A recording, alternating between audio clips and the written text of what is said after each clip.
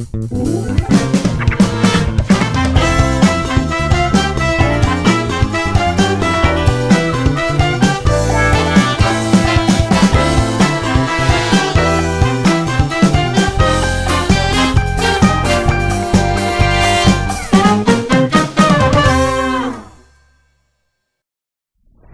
ketemu dalam Sophie Navi Talks, You Are Loved. Dan hari ini saya berada di tempat yang sangat indah sekali, yaitu taman belakang hotelnya Andin. Hai Andin, apa kabar? Baik, You Are Loved. You Are Loved. Andini Aisyah Haryadi, benar ya? Itu nama panjangnya kan? Ya kan? Nah, itu nama panjangnya, Andini Aisyah Haryadi. Kita tahu dia sebagai Andin, si penyanyi cilik yang dari kecil aku selalu kalau manggil dia Cilik. Cilik. Semua orang manggil Din, cuma aku yang dengan seenak jidat, Cilik, kamu mau main ke sini nggak? Karena kenalnya juga waktu itu masih cilik banget cilik, ya. Sebenarnya tingginya sih nggak nambah dari waktu itu, cilik-cilik aja. Masa kayaknya. Ya? Kayaknya nggak nambah deh. Aku tuh kayaknya stuck di SMP kayaknya. Sumpah, aku kayaknya SMA gitu-gitu udah kayak ya udah segitu aja. Iya ya. Kalau kurang main basket, mungkin kurang main basket, kurang berenang, kurang makan makanan yang bergizi Tapi waktu itu. kalau langsing emang bakat kayaknya. Kayaknya mau makan apa aja, atau emang kamu nggak begitu doyan makan ya? Enggak, tunggu. Tapi kalau ngomongin soal langsing, aku tuh justru bilang ke Mas Ipe, dulu beratku memang pasti lebih minim daripada sekarang kan, lebih jauh, lebih ringan gitu. Tapi aku selalu ngerasa lebih gemuk gitu dibanding sekarang. Waktu itu dulu, kayaknya aku ngerasa tuh kayak pengen ngurusin badan gitu, rasanya gitu. Tapi sebenarnya kalau padahal sekarang dengan yang lebih berat, aku ngerasanya kayak pas gitu. Jadi kayaknya dibilang langsing tuh menurut aku mungkin dulu kayak kurus, tapi mungkin kayak nggak seimbang gitu loh menurutku. Soalnya mungkin karena pola hidup juga sih menurutku ya.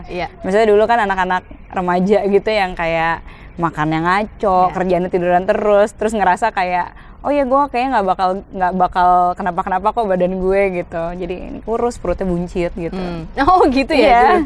Tapi kan buat followers lamanya Andin ya, followers dari dia masih fans dari Andin masih cilik SMP tadi itu kan semuanya mengikuti. Ada kamu pernah bikin kayak semacam jurnal olahraga kamu di sosial media ya kan, yang Yundin itu. Iya, ya sebenarnya kan? sampai sekarang itu tuh masih terus dijalankan, tapi aku kayak udah jarang banget ngepost gitu.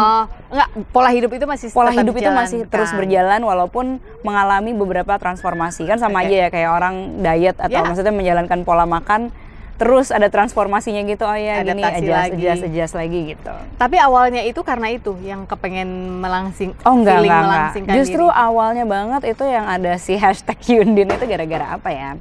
Kayaknya gara-gara waktu itu, tunggu aku ke distract sama tupai ada di atas. Kayaknya waktu itu gara-gara waktu kuliah tuh aku ngerasa kayak tadinya kalau misalnya nyanyi berapa belas lagu tuh aman gitu. Begitu aku kuliah tuh kayak kok 2 lagu gue udah ngos-ngosan ya gitu. Kayaknya gue perlu olahraga deh gitu. Itu awal mulanya aku akhirnya kayaknya gue olahraga nih gitu. Terus begitu olahraga mulai tuh langsung Muay Thai gitu. Terus jadi ketagihan gitu ya. Terus yang jadi bisa dalam sehari itu bisa yang 2 kali, 3 kali olahraga gitu. Kayak gitu. Oke, jadi dari itu. Kalau sekarang nih di 2023 olahraga apa yang sedang ditekuni sebagai pola hidup Yundin itu? Sebagai pola hidup ya, berarti yang rutin yang setiap hari itu tuh adalah Pilates, yang tiap hari. Gitu. Tiap hari tuh? Tiap hari. Tapi hari ini belum nih, aku udah janjian padahal dari tadi, kamu jagain anak-anak ya gitu. Taunya dia bail out. Jadi aku belum sempat olahraga hari ini. Tunggu, tapi tiap hari. Berarti kalau Pilates nggak selalu harus sama trainer, kamu udah bisa sendiri? Jadi tuh aku tuh sempat yang dari tahun 2010, mungkin sampai 2018 kali ya, itu aku sama trainer. Jadi, dan aku tuh udah sampai hampir ngambil certification. Jadi aku tuh udah kayak ngafalin gerakan-gerakannya tuh tahu gitu ya, dan tahu mesti gimananya gitu ke badanku. Jadi sekarang ini memang paling wise buat aku kalau Pilates di rumah gitu, karena karena harus nungguin mereka ya sebelum mereka bangun lah gitu, kayak gitu. Dan itu udah kayak paling pilihan paling bijak untuk semuanya, untuk aku, untuk si anak-anak, sama untuk waktunya juga gitu. Iya, paling doable ya. Buat aku ya. Saat ini ya. Actually, aku abis ini kayaknya mau minta contekan YouTube Pilates. Oh iya, harus. Ya, kan? Karena ini baru 2 tahun tapi ini change my life a lot. Karena aku juga ngerasa, aku kan sempat ninggalin Pilates lama tuh. Setelah ngelahirin Radia 2007 kan langsung Pilates waktu itu. Terus berapa tahun ya? 5-6 tahun loh aku Pilates. Ini banget kan, maksudnya enak banget. Iya. And then I don't know what happened in my life, tiba-tiba hilang, terus gue yang kemana olahraga apa. Iya. Tapi sebenarnya olahraga apapun yang aku lakukan, aku nggak tahu nih kalau kamu, aku selalu pakai basic Pilates. Oh iya benar. Misalnya nih kayak waktu itu aku juga Pilates tapi kayak aku nge-gym juga, terus aku Muay Thai juga misalnya kayak gitu. Terus misalnya aku nge-gym, kan orang-orang tuh yang kayak nggak tahu basic postur tubuh gitu, mungkin kayak begitu iniin tangan ya udah dia kayak pakai segala kekuatan di tangan gitu. Dia kayak nggak nahan core-nya sama sekali kayak Pilates gitu. Nah, ya itu pendekatan yang kayak gitu, atau ketika berdiri tetap pakai Pilates stand yang gitu kan, kayak gitu. Jadi buatku emang itu yang paling basic yang udah fundamentalnya lah gitu. Emang si Joseph Pilates. Gila Joseph Pilates tuh. Luar biasa dah. Teman-teman kalau memang tertarik dicari tahu dulu ya. Penemunya itu namanya Joseph Pilates. Lalu kenapa kita melakukan itu ya karena memang sesuai dengan apa ya, postur tubuh natural kayaknya. Iya. Kalau buat aku itu sangat ngebantu banget dan buat semua orang dan kalau aku bisa bilang sih ya, kayak misalnya nih kayak Mas Ipe kan olahraga banget gitu, sepedahan banget. Terus dia kadang ngerasa kayak betisnya tuh udah memendek. Iya kayak gitu. Jadi dia sebenarnya menurut aku tuh untuk pesepeda, untuk orang yang golf untuk orang yang apapun deh olahraganya, cabornya tuh kayak kalau dia melakukan Pilates juga dia akan jadi semakin kuat gitu. Iya. Kecuali binaraga mungkin. Kecuali binaraga. Iya. Kecuali mereka, sumo. Iya, karena mereka memang harus di bulk up kan. Iya. Kalau Pilates kecuali kan sumo, elongate gitu kan. Oke, jadi sampai saat ini Pilates lah jalan ninja. Ya kalau buat aku sih jalan ninja ya, jalan ninja banget. Dan kayak aku nggak, jadi kenapa aku ngelakuin tiap hari, karena aku merasa butuh rutinitas. Tapi akhirnya aku biasanya kan kalau misalnya aku pergi ke tempat Pilates ya sejam Pilatesnya. Kalau ini aku paling sehari kayak 25 menit gitu. Udah itu 25 menit tuh udah kayak more than enough. Keringatnya udah gobias kok itu. Kalau udah nggak sempet banget ya 10 menit, 15 menit oke. Tapi kalau masih bisa lanjut 30, 35 gitu masih oke. Wah gila sih. Jadi yang penting gitu. Iya, Pilates itu nggak serta-merta harus selalu dengan alat-alat reformer dan segala macam. Itu menyenangkan juga sih, menguatkan juga. Itu menyenangkan. Itu jadi kayak aku rekreasional gitu. Kalau aku bisa ke tempat Pilates, aku pasti akan mempergunakan semua alat itu. Iya. Tapi sebenarnya aku belum bisa punya alat ya di rumah. Naruhnya di mana tahu? Nah itu dia masalahnya. Nggak bisa dilipat masalahnya. Aku juga dari dulu mikir taruh sebelah mana lagi. Kecuali sofaku dia nyahkan, aku bisa naruh alat itu. Tapi naik ke atas reformer berarti nanti ya. Andin ini baru saja mengeluarkan single guys, single yang terbaru di 2023. Betul. Judulnya itu, aku sepanjang perjalanan tadi nyetir dari rumahku ke sini. Tambah senewan gak sih? Aku nangis gitu. Kenapa sih kok ini udah gitu dia pintar membawakan dengan penghayatan gitu ya. Tentang mati rasa. Tadinya aku pikir gini, paling ini judulnya aja mati rasa. Mungkin nanti pas didengar liriknya tuh ya mati rasa orang terhadap apalah mungkin beberapa aspek kehidupan. Ternyata cinta dua anak manusia yang mati rasa gitu betul. Kan. Terus aku yang kayak, kok dia berani banget nyanyiin lagu yang sesedih ini. Coba jawab dulu deh Cilik, kenapa itu sedih tapi kamu mengambil tema itu?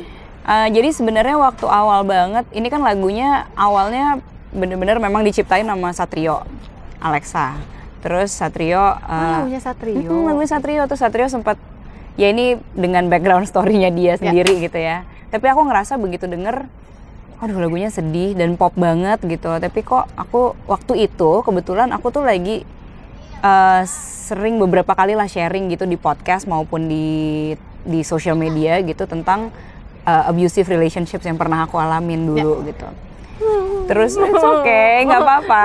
Aku ingat hari-hari itu. Oh iya. Terus udah gitu aku ngerasa kayak iya ya, kok gue kayak belum pernah menceritakan ini di dalam sebuah lagu gitu, menyuarakan ini gitu, walaupun kan ya mungkin ceritanya juga tidak spesifik gitu, tapi definitely itu yang aku rasain gitu. Terus Ya aku bilang ke Satrio nih, gue mau deh gue bawain lagu ini, tapi nanti gue mau tambahin satu line gitu, ada melodi dan kata-kata di bridge. Ya, aku juga baru mikir, lagu zaman sekarang udah gak ada bridge-nya. Gue dengerin sampai 5 kali, nggak salah nih ada bridge, hebat sekali. Gitu. Terus di bridge tetap ada kata-kata bahwa kayak ini udah lama gue pendam, tapi gue akhirnya kayak mau melangkah karena gue ngerasanya gue berharga, intinya gitu. Terus kenapa aku juga merasa perlu membawakan lagu ini, karena realitanya di sekitar, tidak hanya di sekitar aku yakinnya di sekitar kita sih, di sekitar kita semua itu banyak banget kita melihat sebuah hubungan ya, mungkin pernikahan, pacaran, mostly pernikahan gitu ya, yang sebenarnya itu sudah apa kayak autopilot gitu ya, kayak mungkin udah mati rasanya tuh, ya aku sampai merinding, udah lama gitu, tapi ya either kayak tidak mau merasa bahwa dia mati rasa, atau tidak berani mengucapkan, tidak berani, banyak lah alasannya gitu ya, tapi intinya semuanya tuh udah kayak ya udah kayak robot gitu dijalaninnya, udah kayak ya udah gue udah mati rasa. Dan itu gitu. bahaya hidup kalau udah sampai kayak robot. Iya banget gitu. Jadi aku kayak ngerasa kayaknya gue perlu ya bawain tema yang seperti ini supaya orang juga tahu gitu kapan dia harus berani menyatakan bahwa dia mati rasa gitu.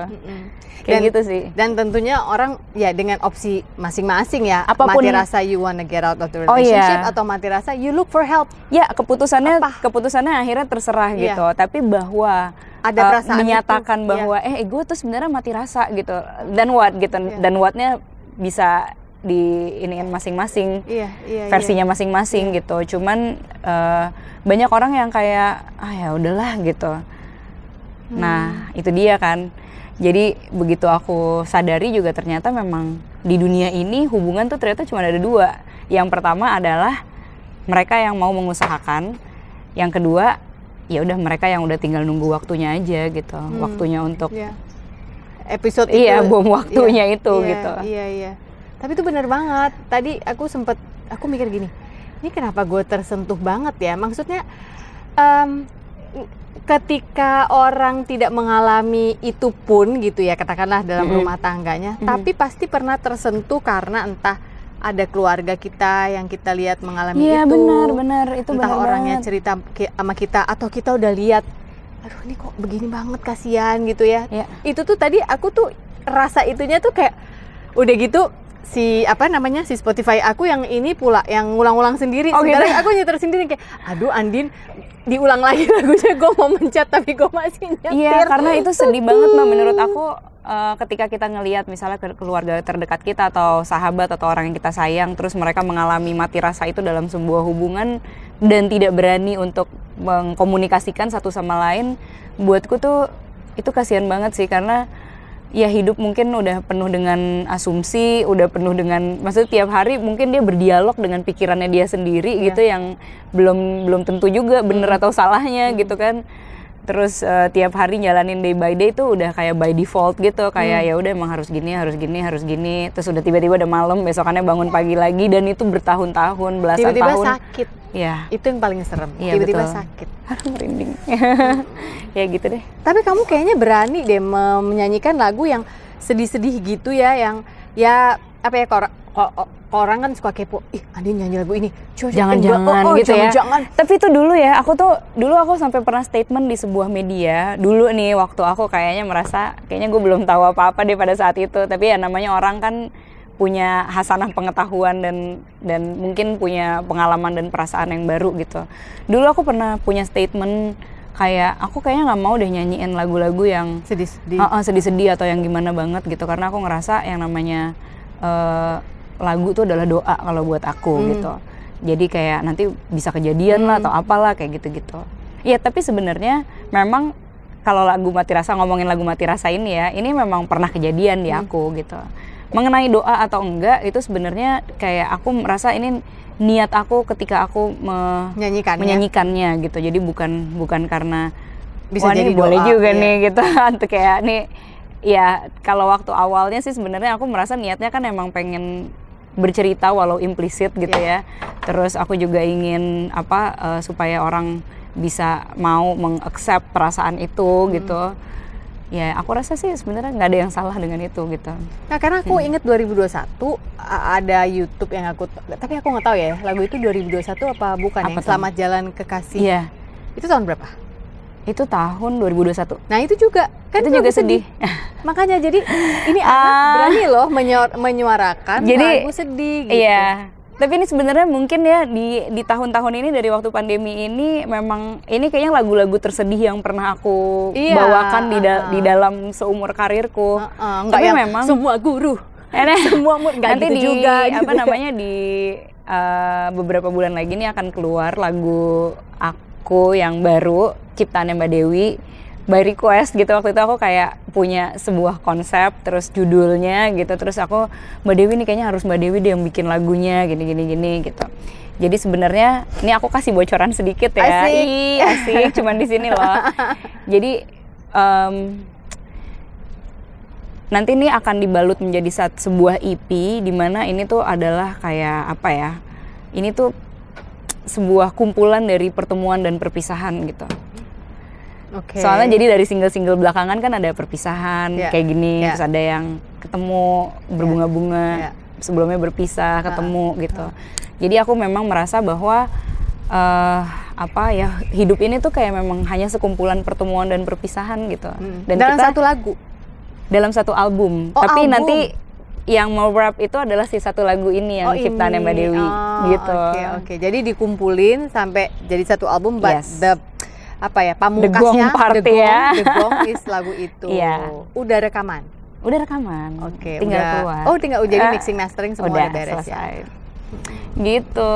Aku nggak tahu ya. Ini mungkin juga buah rasa dari waktu pandemi ini gitu. Karena tiba-tiba berpisah ya, ada yang meninggal, ada yang berpisah beneran, kemudian ada pertemuan, aku ngelahirin, terus ketemu sama orang-orang baru, ternyata bisa get along gitu. Terus ya ternyata setiap hari kayak kita bangun, tidur, ketemu, berpisah gitu. Terus ya mungkin berpisah buat sementara, ada yang buat selamanya, ada yang ketemu dengan cara yang bermacam-macam. Ya ternyata memang kita cuma hidup di persimpangan itu aja gitu. Kayak kita ketemu hari ini gitu, ya setelah udah. sekian lama loh. Iya betul.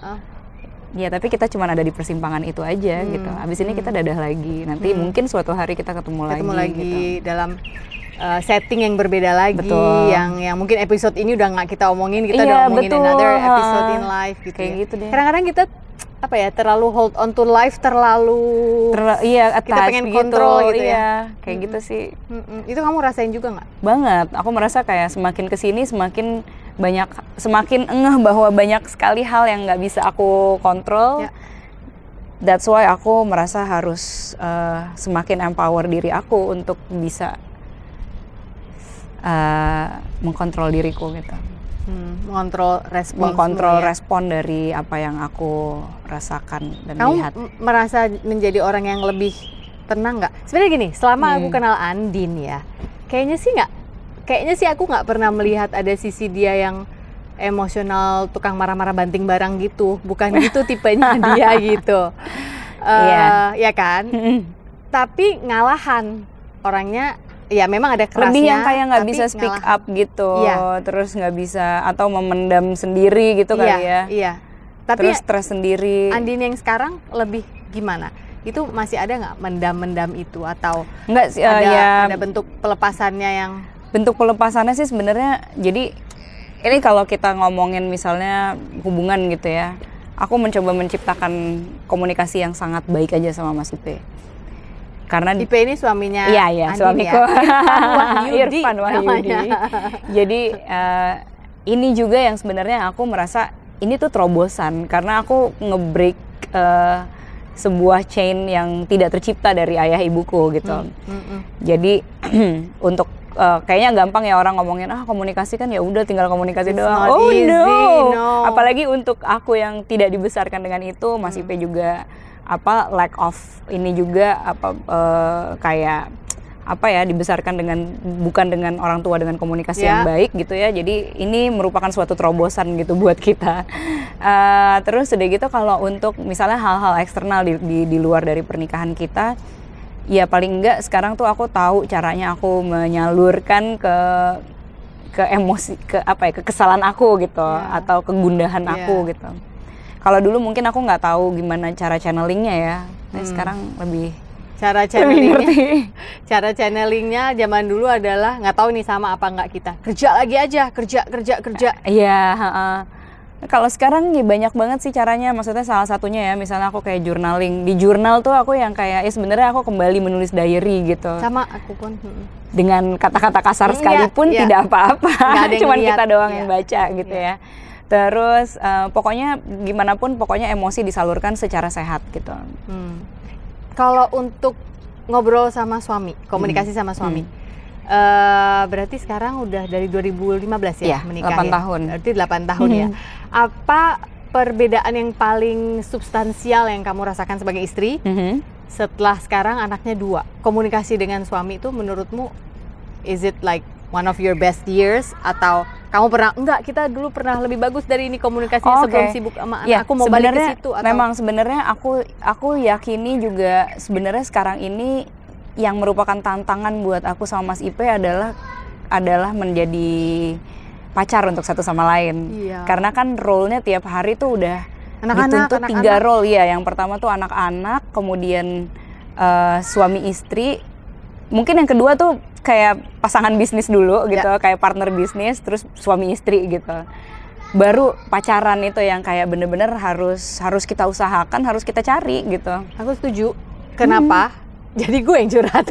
Sama pasti ya. Karena gini, orang suka bilang gini, tapi kan lo beruntung, lo bisa nempel terus ya kan? Lo bisa bermitra sama suami lo. Yes, I'm not complaining ya sama sekali. Tapi lu tahu nggak, ketika harus pacaran itu kita effortnya susah banget karena otaknya kan otak pengen gini aja ya, gimana kalau gini aja ya, terus aja. Sementara belum lagi kalau lagi berdua ngomongin apa gitu. Sementara kan kayak jadi kemarin tuh kita baru merayakan ulang tahun perkawinan ke-20 ceritanya. Itu yang itu tuh gue sampai yang pas mau request kita staycation ya. Wong staycation nang Bali kok, kamu mau staycation mau kemana? Malah gue digituin. Pas kompi gimana sih? Terus deh gitu gue mikir, ya udah kalau gitu Singapura aja. Tapi kan si mama lagi sakit kan, dan dia ada di Bali dan aku merawat mama gitu. Kemarin sekarang lagi balik ke Jakarta sebentar, tapi kemarin tuh begitu. Jadi ya nggak apa-apa lah, daripada nggak ada, udah aja. Nah itu ya, padahal cuma semalam ya. Itu kayak awkward banget hanya untuk duduk yang itu udah kerjaan, nggak boleh. Oh iya benar. Kan? Jadi kayak suka ada kecolongan gitu loh, kayak apa ya gitu. Padahal kan akhirnya udah deh, pas udah malam aku Bapi kan, aku manggil Bapi. Bapi, aku bikin kuis-kuisan ya. Apa sih garing deh kuis-kuisan, aku nggak mau jawab dong pokoknya. Matiin wifi-nya, udah matiin. Udah akhirnya kuis-kuisan tuh nggak penting ya. Misalnya gini, apa yang menurut kamu bisa aku perbaiki? Nanti jadi padu loh, dia bilang jadi berantem. Iya bener juga sih, tapi gitu ya, kayak gitu-gitu. Aku ngerasa kayak harus ada effort banget gitu untuk aku maunya dipeluk, padahal yang kayak aduh gue ngomong gini aja gengsi banget sebenarnya. Gitu kan ya, tapi kayak gitu nggak sih? Iya bener. Ya perasaan waktu pacaran bisa ngomong gitu deh gue, kenapa sekarang jadi kayak sisi laki-lakinya jadi besar kan, jadi sini aku aja multitasking kali ya. Iya, makanya aku juga kalau misalnya lagi pacaran tuh suka kita ngelakuin hal-hal yang remeh-temeh banget deh gitu. Misalnya sekedar ke mall, terus kita main ke time zone gitu. Ya udah berdua gitu, main berdua. Gitu. Berdua. Oh iya. Kita pacaran kan. Iya. Main aja udah berdua gitu, kayak main motor lah, main apalah, main bowling berdua kayak gitu-gitu. Jadi hal-hal yang mungkin kayaknya dilakuin sama ABG gitu, dan aku yakin banget kita berdua masih punya jiwa itu gitu. Makanya kayak kemarin waktu aku ke Belanda tuh ke Eropa kan sebulan tuh di sana. Seminggu terakhir tuh aku terbangin mamaku dari Jakarta, alhamdulillah masih sehat gitu ya. Mamaku ke Belanda, ya udah aku jadi bisa yang kayak pacaran. Dalam seminggu tuh kayaknya aku 5 hari lah aku pacaran. Ya maksudnya tapi pulangnya ke situ juga, cuman maksudnya kita bisa kayak seharian atau semalaman pergi gitu. Tapi kalau Andin memang nggak memakai jasa babysitter. Nah, aku nggak pakai babysitter gitu. Jadi memang itu juga semakin intens juga sih sebenarnya, karena kan berarti kita hand in hand banget dalam mengasuh anak gitu. Ya gitu kayak tadi malam kan kita nonton konser gitu, ya udah kan nenteng anak gitu. Ya sebenarnya opsi lainnya adalah ya mamaku ikut terbang ke Bali. Again mamaku, cuman kan kita mamaku juga punya jadwalnya sendiri. Di usianya kali ini sih gila banget. Mama kalau kalian pergi nanti ada arisan, terus ada ini, ada itu, ada ini, ada itu, sibuk deh pokoknya. Ya tapi aku bisa mengerti itu sih, karena setelah semakin menua ini aku berpikir gini, kayaknya nanti kalau aku jadi nenek-nenek juga ya, kamu nggak bisa sosialisasi kan? Kamu jangan seenaknya ya telepon, so I have to drop everything because tolong mah anakku gitu kan. Wait a minute, belajar mandiri. Ya, saya sayang cucu tapi mama aku lucu banget sih. Kayak kemarin aku tuh lagi ada iklan sesuatu gitu, terus aku diminta, jadi kita diminta telepon orang tua masing-masing gitu gitu. Jadi terus nangis-nangisan, karena kan kita sebelumnya ada interview dulu, terus aku yang udah nangis nih, kayak telepon mamaku gitu sambil nangis. Yang lain soalnya gitu juga gitu, terus aku nangis sambil sesenggukan gitu, terus yang halo gitu. Mah lagi sibuk nggak? Aku pengen bilang kalau aku tuh kayak gitu, aku tuh bangga punya mama. Terus aku bilang kan, mama lagi sibuk nggak? Mama lagi ngapain? Oh enggak, ini aku habis selesai arisan nih, habis ini mau ke kondangan gitu, yang kayak suaranya happy banget, jadi beda banget sama aku yang lagi sesenggukan. Jadi kayak failed di loudspeaker lagi, aduh gitu. Tapi untung dia nggak panik loh. Kenapa kamu? Aku cuman pengen bilang gini-gini, tapi dia diem lama banget, diem gitu, kayak mungkin kan dia lagi di mobil juga bareng-bareng kan, bingung juga mau nanggepin apa.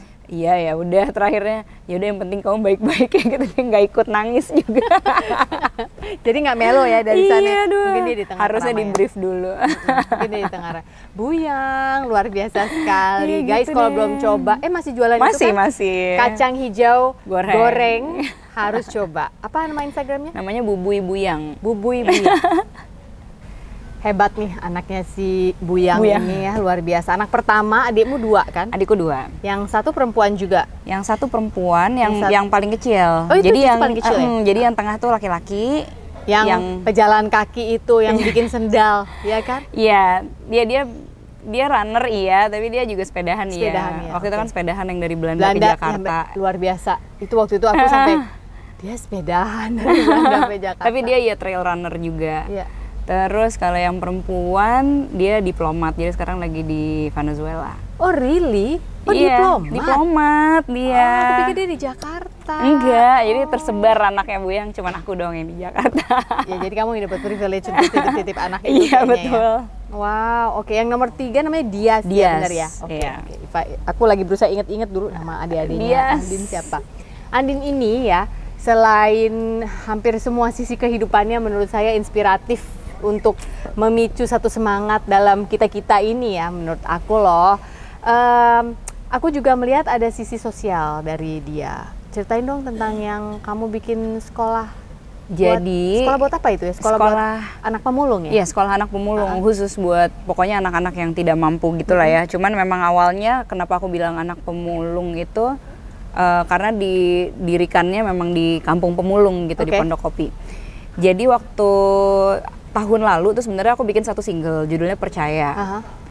Nah, Percaya ini menurut aku juga lagunya kayak lagu mungkin lagu yang empowering gitu ya.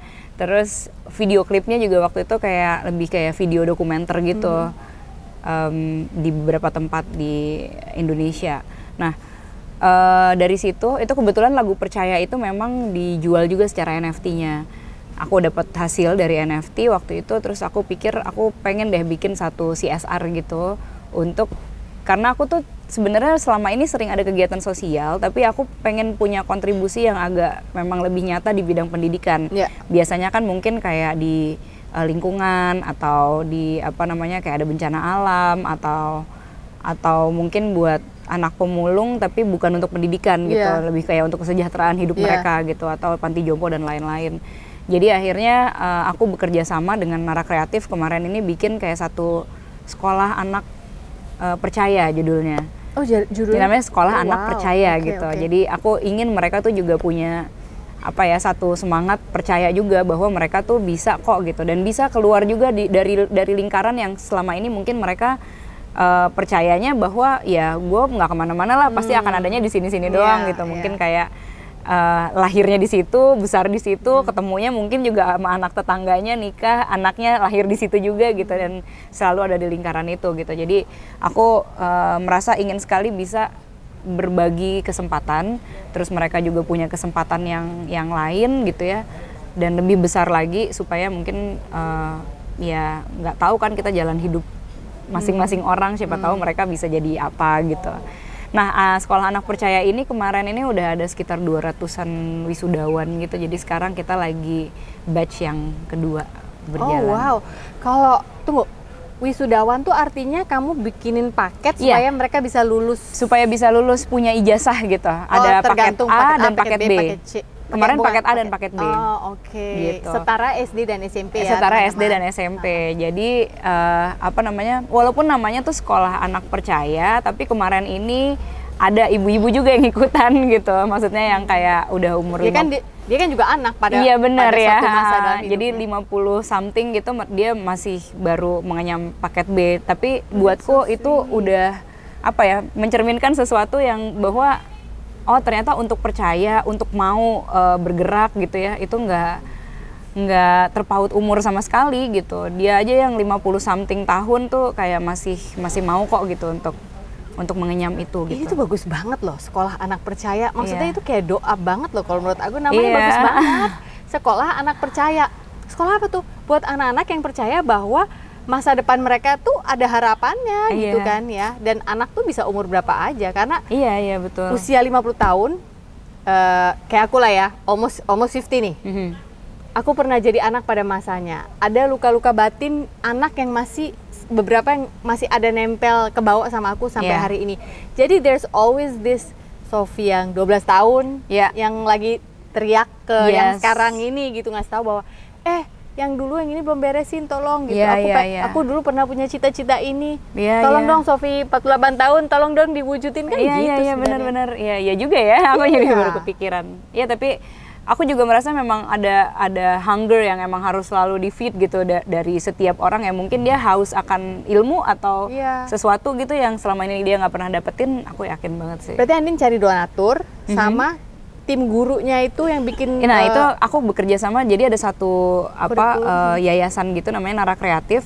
Dia sebelumnya tuh memang sudah bikin beberapa sekolah gitu, jadi kayak beberapa PKBM gitu di beberapa tempat gitu. Tapi kalau yang untuk anak pemulung ini emang di programnya memang didesain buat kerjasama dengan aku gitu. PKBM tuh pusat kegiatan belajar masyarakat ya guys ya. Jadi tidak banyak jalan ke Roma lah kalau kita mau bicara pendidikan. Iya betul, kan? aku jadi belajar banyak banget gitu. Since anakku kan juga mungkin ada ketertarikan dengan homeschooling dan segala macam. Jadi akhirnya aku, anak gue berarti bisa didaftarin di sini juga barengan gitu. Iya. Oke, wow, that's like itu interesting sih. Aku seneng banget dengernya.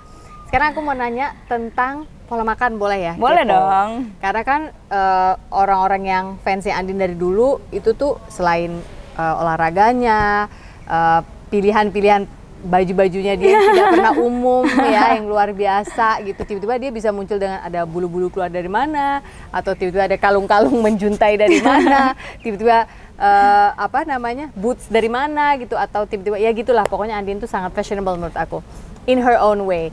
Nah, aku pengen nanya soal pola makan sekarang. Kan kamu juga mengalami berbagai macam adaptasi dan fase dan segala macam. Where are you now in your food journey? Aku bisa bilang kayaknya flexitarian kali ya. Flexitarian. Iya. Kalau harus dikasih label gitu. Kalau harus dikasih label, tapi yang jelas aku mungkin mengutamakan pokoknya makanan utuh gitu kali ya, yang aku utamakan whole foods. Tapi memang aku seingatku memang agak cukup mendengarkan badanku sih. Dalam arti itu juga kenapa aku merasa yang sangat kontras kan sebenarnya waktu aku hamil Kawa, aku karnivor. Waktu hamil Tabi aku vegan gitu. Itu kan kontras banget. Dan aku seyakin-yakinnya pilihan itu tuh tidak didasari oleh egoku gitu sebenarnya. Tapi kayak badanku tuh minta itu dan menolak yang lain gitu.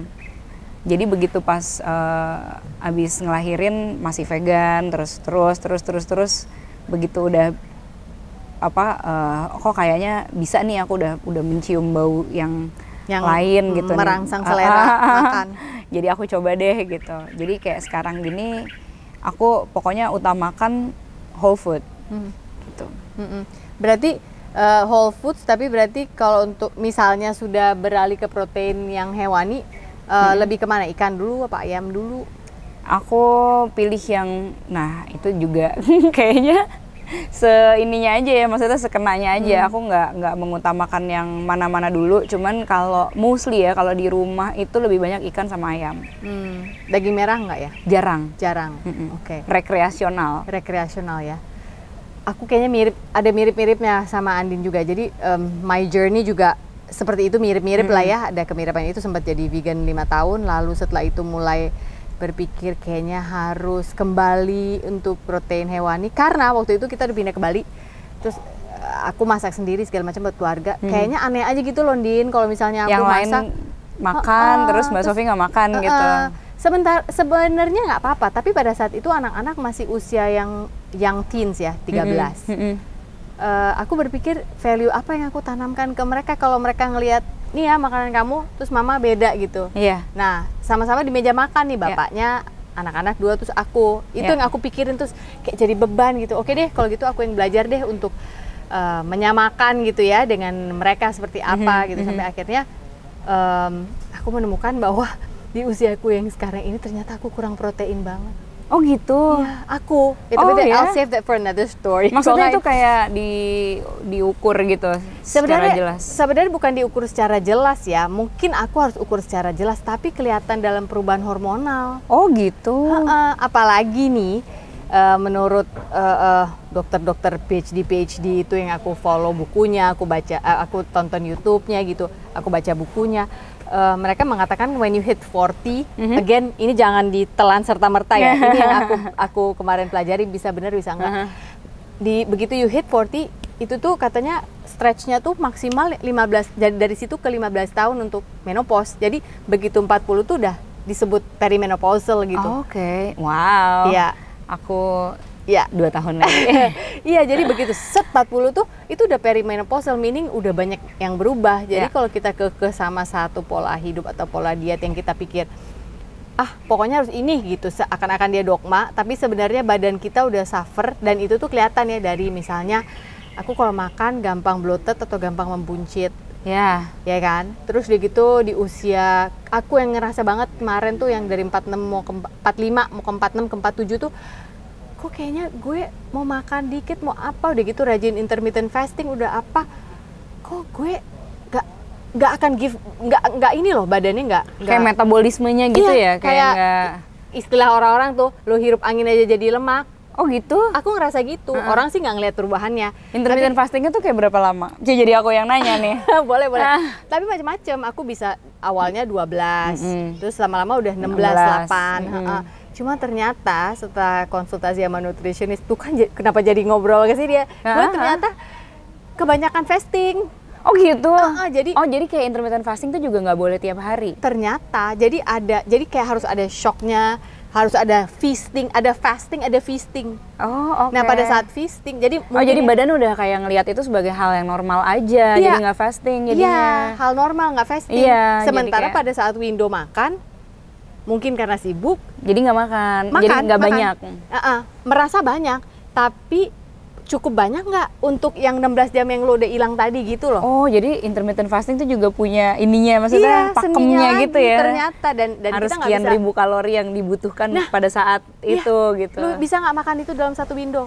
Kalau nggak bisa, lo sebaiknya pikirin lagi jam fasting lo gitu. Karena kan kita perempuan hormonnya banyak banget ya. Terus ternyata ya another thing yang aku belajar nih, bareng sama Melissa Karim nih gue lagi menjalani bareng-bareng. Ini sekarang ini? Iya, metabolic reset ini. Jadi kayak kita udah, kayak badan kita kayak ngaco ya. Terus gue ngerasa semakin banyak stres hidup, kayak anxiety-nya tuh semakin gampang datang gitu loh, panic attack-nya. Ternyata ya aku baca lagi, aku belajar, aku konsultasi ke nutritionist yang benar-benar mau tentang whole foods ya. Ternyata tuh masa siklus menstruasi kita juga ngaruh gitu loh, Din. Oh ya? Iya, jadi kayak pokoknya kalau menurut ada satu dokter nih, masa luteal tuh yang pokoknya 10 hari sebelum lo mens, terus baiknya nggak puasa. Ini Okay. Kenapa kak? Sini. Oh, sorry, sayang. pause Nggak dulu. apa-apa, nggak apa-apa. Sini dulu, nak. sayang, Nak. Kawa berdarah katanya. Diambil dulu aja. Ditarik dulu aja nih, nggak apa-apa, kasihan. Dia malah menjauh. Bentar. Intermezzo. Jadi Kawa tadi lagi main-main rumput, terus tangannya kena rumput, tajam. Oke, sudah beres. Bapaknya sudah mengurus. Udah. Kita juga kayaknya carried away ngomongin soal puasa. Oh iya. Tapi nanti aku akan nanya sih. Nanti abis ini ya, biar nggak panjang di sini. Siap. Oke. Rencana ke depan ini kan anak-anak yang satu Kawa umur 6 tahun. Kalau Tabi 3 tahun, by pandemi ya dia. Iya, dia akan 3 tahun sebentar lagi. 3 tahun. Oke. Kira-kira apa rencana, kan everything is going back to normal, sekolah, kerja, apa, finally kita bisa, ini kayaknya bener nih, udah bisa nyebrang nih kita. Kalau dulu kan, udah bisa, nggak taunya ada pecah lagi kasus. Iya, bener. Kalau sekarang kayaknya, Iya, makanya nih, justru karena udah normal lagi jadi bingung deh. kira-kira mereka akan apa masuk sekolah? Rencananya ya, kalau Kawa itu dia udah stated dia sendiri sih ya, kayak dia bilang dia nggak mau sekolah gitu. Dia nggak mau go to school intinya gitu. Jadi kalau mau sekolah ya di rumah, intinya itu sih. Karena mungkin selama ini dia ngerasa kayak apa ya? Nggak, dia solid belum family unit gitu ya. Ya satu. Terus yang kedua dia ngerasa kayak kenapa ya Bu, menurut Ibu aku harus sekolah gitu. Iya kan nanti kamu di sana ada pelajarannya, terus kamu bisa belajar sosialisasi juga, kamu punya teman sih seru kau gitu. Terus ya gitu dia berargumen terus gitu, karena menurut dia temen tuh ada, punya, dan menurut dia berkualitas gitu. Jadi nggak perlu banyak-banyak tapi gue main gitu. Aduh ketu ya. Itu ketu loh pikiran orang udah dewasa, kecil aja tapi berkualitas. Tapi maksudnya ya yang aku lihat juga selama ini dia juga bukan yang nggak bisa bergaul sama orang gitu. Maksudnya ketika dia datang ke sebuah tempat juga ya udah dia main-main aja gitu. Iya kok tadi udah kan, iya kan? Ketemu aku kan masih bayi banget waktu itu ya. Terus aku datang tadi di pintu yang sapa Kawa. Iya. So I don't think he has a problem kalau sosialisasi. Iya. Terus ya kayak tadi malam aku bawa konser dia juga ya gitu kan. Terus buat beberapa pelajaran gitu yang kayak ya sebenarnya dia masih 6 tahun ya. Aku percaya sampai usia 7 tahun sih emang dia mestinya main aja gitu. Cuman memang selama masa pandemi kemarin untuk mengisi waktu tuh ada tutor gitu datang ke rumah. Terus ya selama ini dia ngerasanya dengan tutor ini dia fine aja gitu, dan dia yakin ke depannya tuh dia akan bisa aja kok gitu. Udah bisa baca juga. Udah bisa baca gitu juga, ya. Terus bisa dia seneng pelajaran matematika, seneng nanya juga, seneng cari tahu kayak gitu-gitu. Jadi menurut dia kan sekolah gitu juga nggak sih Bu gitu. Iya sih sebenarnya. Cuman memang masalahnya tuh bukan ada di dia sebenarnya ketika misalnya dia mau homeschooling. Masalahnya ada di aku. Maksudnya seberapa mampu nih aku nih gitu. Aku sama Mas Ipe ya komitmen. Sebenarnya aku tuh agak-agak panik kayak nanya gitu ke Mas Ipe, gimana dong sayang kalau dia mau homeschooling ya. Mas Ipe lebih yang kayak ya udah kita belanja aja dulu gitu. Maksudnya online shopping, lihat kurikulum. Coba lihat ini, coba lihat yang itu, bandingin ini sama itu, bisa dipadu-padankan gitu. Nah ini yang aku juga ya mungkin kita sambil jalan kali ya, karena kan sebenarnya usianya belum usia masuk SD. Jadi ya baguslah kita bisa punya waktu sebelum itu berpikir gitu. Ya. Tapi kalau Tabi kebalikannya, karena dia anaknya bener-bener sangat teratur, sangat terstruktur, sangat butuh kayaknya dia tuh mendewakan kayak sebuah keteraturan dan rutinitas gitu loh. Jadi kalau habis bangun mesti ngapain, ini kalau ada yang ke-skip satu dia bisa kayak ngomel gitu. Oh segitunya? Nggak bisa gitu dia yang kayak kemarin di Belanda udah kita tes, kalau Kawa kan kayak tentara, kayak dia mau makan di mana aja, mau tidur di mana aja, kalau dia ngantuk dia akan tidur dimanapun gitu. Itu kalau makan dia bisa makan dimanapun, mau kondisinya lagi enak ya nggak enak ya, mau di jalan kayak gitu, ya udah gue makan ya gitu udah gitu. Dan dari dulu emang melihat Kawa makan itu menerbitkan air liur sih. Kayak dia mau makan apa juga enak banget. Iya, Kawa tuh kayak gitu. Tapi kalau terus ada perubahan rencana tidak apa-apa. Nah kalau tapi nggak bisa. Rencananya tuh harus dibilangin dari 1 hari sebelumnya gitu. Besok kita akan kesini, nanti bangunnya jam segini gitu. Oh, kalau nggak dia terganggu dia ya? Terganggu. Kayak cranky. Iya. Lucu ya? Gitu. Jadi agak sulit juga maksudnya. Bukan sulit sih dalam arti berarti treatmentnya agak beda nih sama Kawa. Aku harus belajar lagi gitu. Dan aku rasa hal-hal yang seperti itu lebih bisa diakomodir di sekolah gitu, bukan di rumah. Karena dilakukan bersama-sama, komunal, terus ada ini, ininya udah apa ya, udah sama terus gitu ritmenya. Sementara ritme aku dan Mas Ipe kan beda tiap hari. Maksudnya kadang-kadang aku ada kerjaan pagi, kadang-kadang nggak ada, kadang-kadang ada ini. Jadi waktu untuk membersamai merekanya tuh juga beda-beda gitu. Bukan yang ada kayak tiap pagi ibu pasti begini gitu. Belum tentu gitu. Nah, tapi aku bisa mengerti itu karena waktu anak-anak dulu dari kecil homeschooling juga itu memang pengorbanan terbesar sih aku rasa di situ. Jadi di awal memang harus jelas disiplinnya itu ya. Sebenarnya mendisiplinkan mereka di homeschool itu kitanya sih yang didisiplinkan. Jadi sebenarnya nangis-nangis tuh gue sama Pongki mungkin karena laki-laki ya nggak se-emosional gue. Kalau gue capek harus gitu. Jadi tapi setelah fondasinya udah layout, mereka udah bisa sendiri sih. Gitu ya? Iya. Jadi memang tetap supervisi. Apalagi kan ada perubahan. Yang bisa sendiri itu pas umur berapa tuh? Kelas 5, kelas 6 udah bisa sendiri sebenarnya. Iya, berarti itu oke banget ya. Maksudnya aku ingat begitu aku kelas 5 dan 6 SD tuh masih kayak domba digiring sama guru gitu yang kayak ayo masuk pelajaran ini. Iya.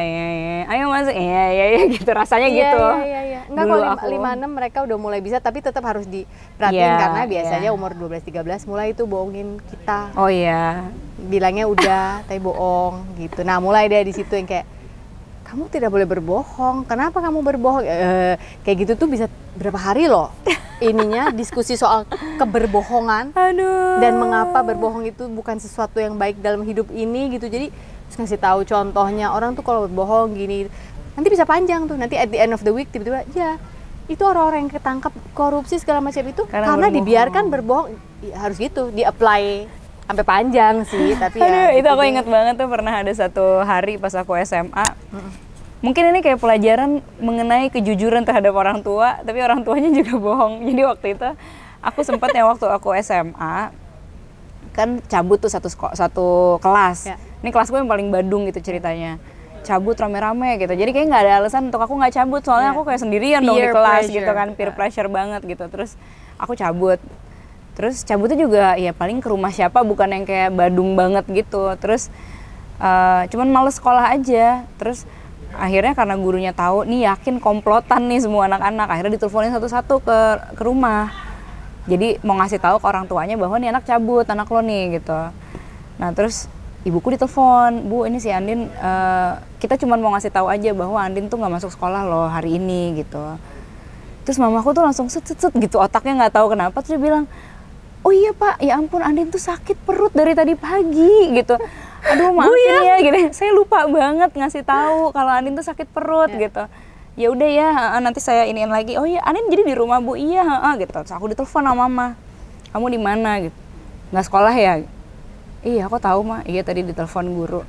Ya udah lain kali kalau kamu emang nggak mau sekolah, bilang. Maksudnya gini, Mama kan juga pernah muda. Mama juga pernah SMA juga, tahu gitu rasanya bosen sekolah, males sekolah, atau sekedar kayak ya udah Mas, soalnya teman-teman pada kesini gitu. Tapi yang penting kan kamu tanggung jawab terhadap nilainya, terhadap kehidupan kamu gitu. Jadi kasih tahu aku aja, nanti aku yang izinin ke sekolah gitu. Jadi since then kayak kalau teman-temanku cabut, aku akan terus jujur gitu ke Mama. Mah, aku mau ke sini. Aku kayaknya nggak sekolah hari ini. Aku capek banget di sekolah, aku bosen gitu. Gitu. Jadi mengajari kejujuran, tapi dianya juga at the first place harus bohong dulu ke sekolah. Cuman kira-kira gitu, itu kenapa akhirnya aku bisa deket banget sama mamaku, karena kenyataan yang sepahit. Iya, yang sepahit apapun yang menurutku tuh kayaknya gue mungkin kalau orang tua lain gue udah digorok nggak diakuin anak gitu kali ya, tapi untuk itu dia ngerasa kayak dia empati gitu dengan anaknya. Sepanjang hidupmu tapi kayaknya kamu deket banget sama mama ya. Deket ya, walaupun pada masa-masa remaja ya banyak berantemnya gitu. Dalam arti berantem tuh kayak ya aku bohongin mama, aku ini segala macam. Cuman pada akhirnya dia selalu bilang, kamu tuh jujur ke aku aja ketik. Maksudnya kamu kan anak aku gitu, aku nggak bakal marah. Memang sebenarnya mamaku tuh nggak pernah marah, cuman ketakutanku sendiri ketika aku tahu bahwa hal yang aku lakukan misalnya nggak baik atau bisa mengecewakan dia gitu, mengecewakan. Aku jadi takut gitu. Tapi ya pada akhirnya ini tiga-tiganya nih, aku, adikku yang cowok, adikku yang cewek, semuanya tuh jujur banget, super jujur ke mamaku gitu.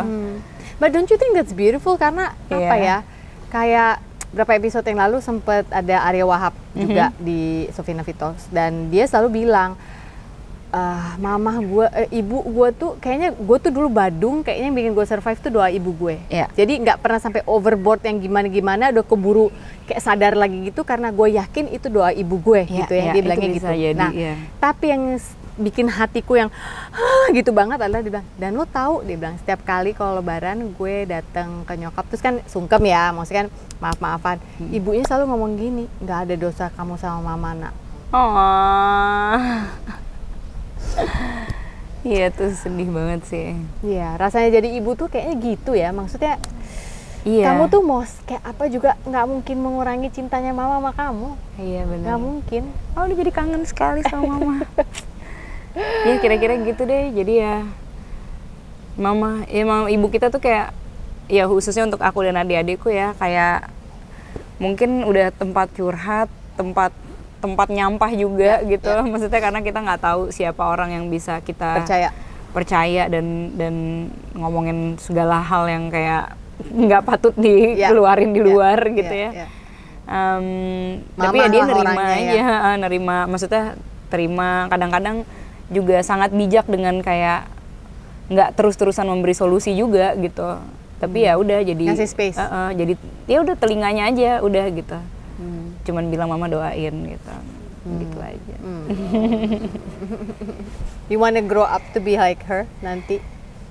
Iya, in that part iya banget gitu. Karena aku merasa kayaknya banyak yang bilang tuh kayak, ini juga yang aku coba untuk sadar ya, maksudnya papa mamaku bukan orang yang sempurna dua-duanya gitu. Aku tahu apa-apa yang kayak waktu aku nikah aja kan, papa mama bisik-bisiknya ke aku tuh bilang, pokoknya yang buruk-buruknya nggak usah diambil, yang baik-baiknya diambil gitu. Jadi kita grow up dengan berbagai macam projection yang mereka mungkin to each other atau ke orang lain gitu.